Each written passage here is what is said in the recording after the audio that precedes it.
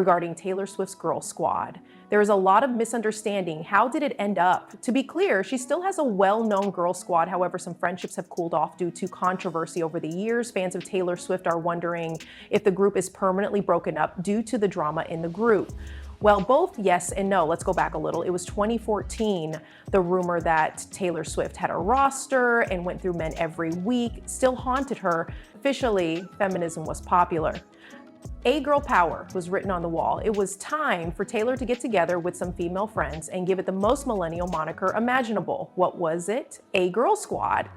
It goes without saying that for a few years, the squad was auditioned for, much like an elite A-list club. Let's be honest though, this place didn't feel like a mean girl.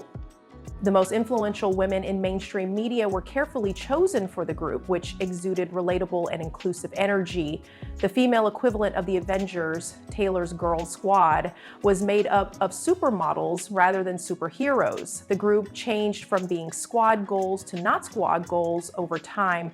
Reputation suffered, members left. There was no life left in the squad, but over time the group's prominence faded and only a few important members were left standing. First of all, you should be aware that there were two primary requirements to be accepted into Taylor Swift's inner circle. Really, it was easy. You must be famous and a woman. That was about it. Who was this squad's real member? Depending on who you ask, the guest list on the Taylor Swift wiki page is fairly extensive. Strangely, Nicki Minaj, Jennifer Lawrence, and Serena Williams are listed on the wiki page, even though they were never part of the squad. Other celebrities like Shawn Mendes and Ed Sheeran were then listed. Mendes, oh no, of course not. What aspect of the girl squad are they unable to comprehend? In any case, the squad members ought to be divided into three groups. First, Taylor's original non-famous friends, whom she had known for years prior to her fame. This obviously includes Swifties' best friend Abigail Anderson. Abigail is a friend for life. Ashley Ahn, a stylist Taylor met through their mutual friend, actress Emma Stone, is also a member of this original group. These friends are genuine and helped Taylor stay grounded during her ascent to fame. Then there were her longtime friends who were famous. Emma Stone and Hayley Williams are still friends with Taylor. Since they weren't actually spotted with the official group, I wouldn't classify these as squad members. When Taylor and Selena were dating Joe and Nick Jonas respectively, they grew close. How did you two get together? Taylor and I were in a relationship with the Jonas Brothers. Joe Jonas famously ended his relationship with Taylor Swift over the phone, as everyone is aware. Selena is another member of this group. When Taylor and Selena were dating Joe and Nick Jonas respectively, they grew close. As you may remember, the reporter asked, "How did you guys meet?" during the interview. Yes, the Jonas Brothers were the people Taylor and I dated. Then, like the loser that he is, Joe Jonas famously ended his relationship with Taylor Swift over the phone. Interestingly, Selena, who at the time was still friends with the Jonas Brothers camp, made a dubious comment about Taylor criticizing her ex-boyfriends in her songs. In any case, Selena and Taylor continued to be friends. As girls do, Selena and Taylor bonded over their breakup and remained together through all of life's highs and lows. Both have referred to one another as best friends in innumerable interviews and social media posts. They frequently hung out in public and even went to award shows together. Selena Gomez was a very proud member of the team. Me and My Girls, a song she wrote about the Girl Squad, was even released in 2015. Third, there are the accelerated famous acquaintances. At the time, Taylor had a prominent social life and stacked the roster. There were Victoria's Secret runway nights, Golden Globe sightings, New York hangouts, Kings of Leon concerts, and Twitter banter. Ellie Goulding and Hein joined the 1989 tour. It was like a casting call backstage at the ES shows. Gigi Hadid, Martha Hunt, Lily Aldridge, Carly Kloss, and Cara Devine. I genuinely believe that Taylor had concern for these individuals. This was more than just a publicity stunt together. These girls go on vacation. What took place and where are they all now? First, however, how was the squad organized?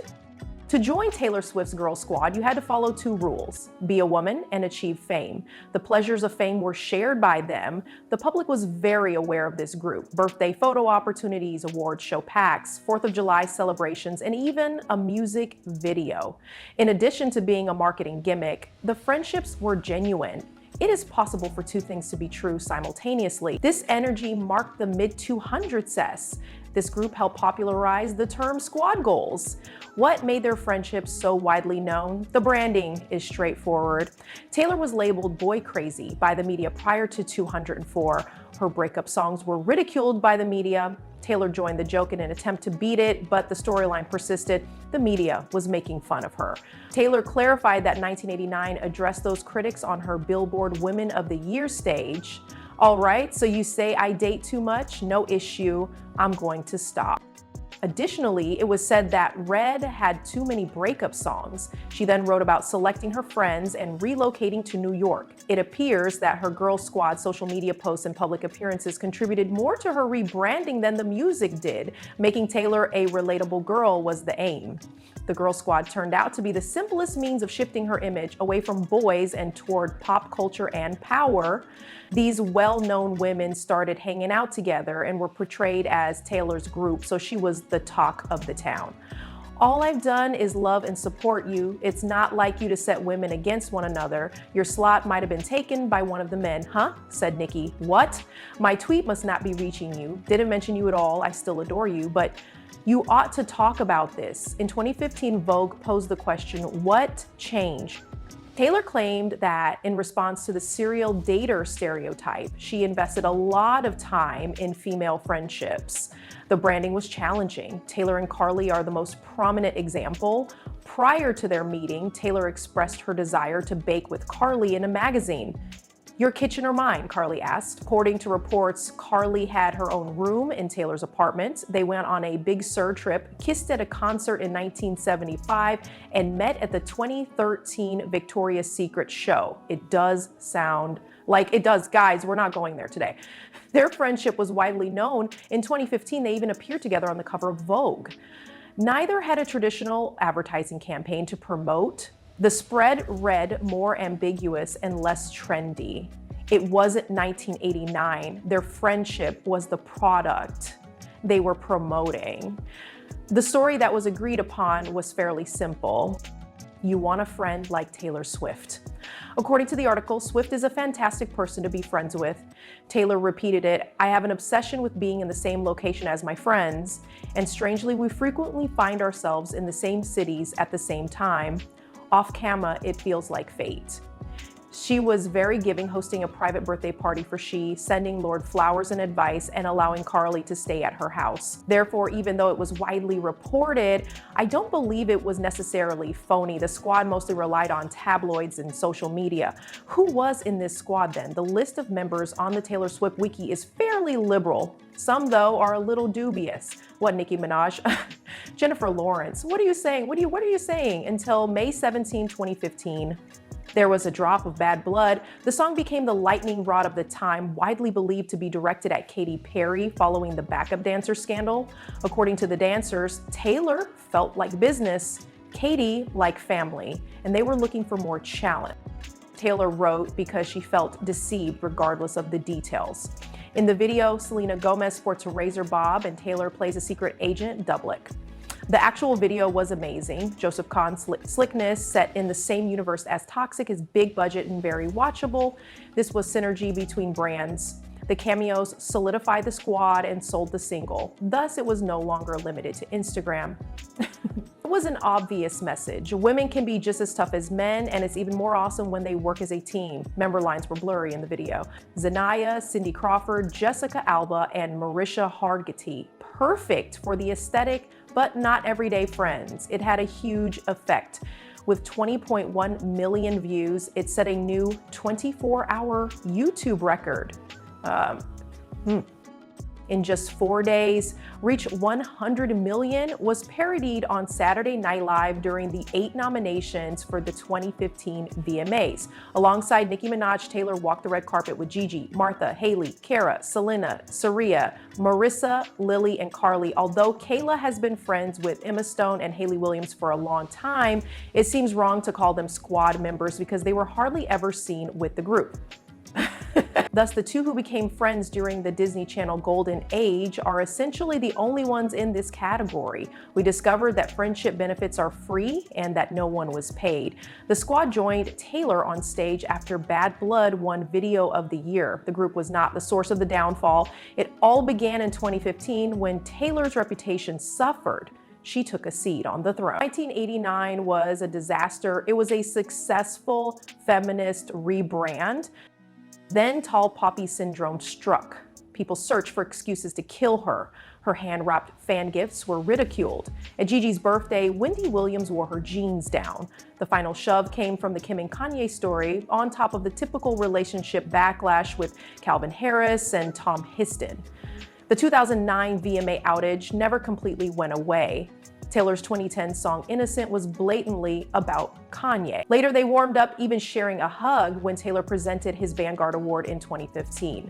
Then came 2016. The famous line, "I made that be famous," was released by Kanye. The media attacked Taylor for rejecting approval and portraying herself as having been wronged once more. People started taking sides, Team Kim and Kanye or Team Taylor.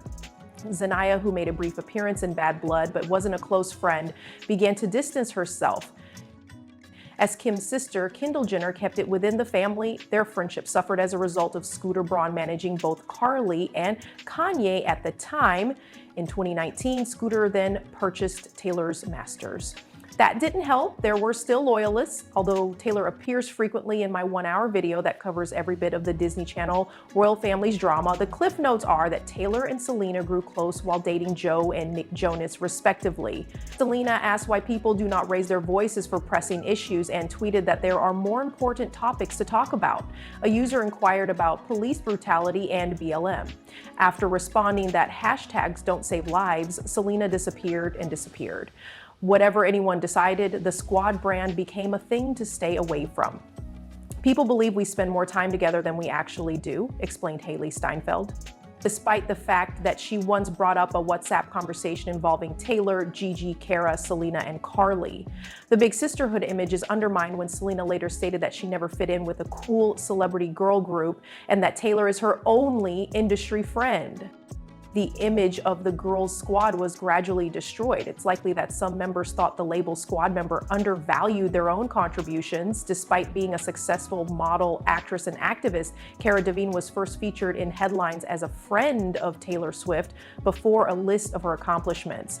Although it is not Taylor's fault, it does explain the deliberate distance in an attempt to regain control over personal narratives. Now, where is the squad? Taylor is more well-known than ever in 2025. Her circle is closer, though.